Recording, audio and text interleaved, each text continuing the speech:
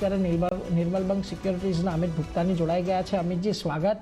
Very good morning. અને ખાસ કરીને જો આ સપ્તાહ બજાર માટે સારું રહેતું જોવા મળ્યું છે. ગઈકાલનો દિવસ હતો, આપણે એક નવા શિખર પાસે આવતા દેખાયા અને નવા શિખરથી આજે થોડાક નવા શિખર પાસે જતા દેખાયા, પરંતુ જે શિખર હતું એને પાર નથી કર્યું.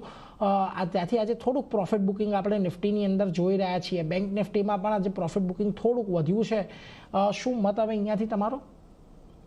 Good morning નીરજભાઈ. ઓવરઓલ જે હિસાબથી આપણે જોઈએ તો માર્કેટની ટ્રેન્ડ જે હિસાબથી બનેલી છે, જે હિસાબથી ગઈકાલના સેશનમાં જે હિસાબથી પોઝિશન બનતા પણ જોવા મળી છે, પોઝિટિવ નોટ પર જોવા મળી છે. ઓવરઓલ આપણે જોશું તો જે સેટઅપ આપણને ઓઆઈ ફ્રન્ટથી જોવા મળ્યું છે, એ હિસાબથી આપણે જોઈએ તો એનાથી અપસાઇડના લેવલ પર ગઈકાલના સેશનમાં ખાસી પુટ રાઇટર્સની પોઝિશન એડ થતા પણ જોવા મળી છે, જે એક પોઝિટિવ ફેક્ટર છે. બટ અપસાઇડમાં નિફ્ટી 26,200 ઉપર નીકળવું આજના દિવસમાં બહુ જરૂરી છે. ત્યાંથી આપણને નેક્સ્ટ લેગ ઓફ બાઇંગ જોવા મળશે. અત્યારે કરન્ટલી જે સપોર્ટ બનતા આપણને નિફ્ટીમાં જોવા મળે છે 25,990નો એક સપોર્ટ બનતા પણ જોવા મળે છે.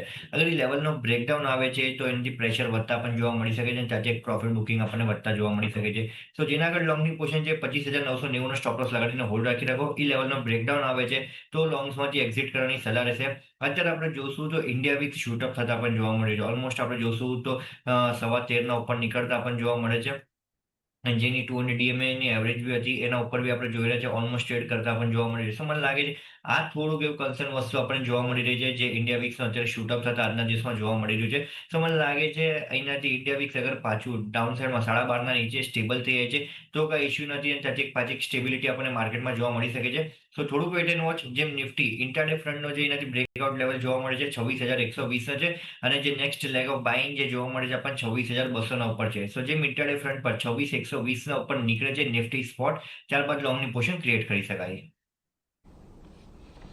એટલે જો ખાસ કરીને અહીંયાથી આ એક મત બનતો દેખાઈ રહ્યો છે, મહત્ત્વના લેવલની ઉપર નીકળે ત્યારબાદ જ તમારે કોઈ અહીંયા પોઝિશન બનાવવાની છે. એટલે નિફ્ટીને લઈને એક આ મત બનતો દેખાઈ રહ્યો છે, જેના પર ખાસ આપણે અહીંયાથી નજર રાખતા રહીશું. પરંતુ આગળ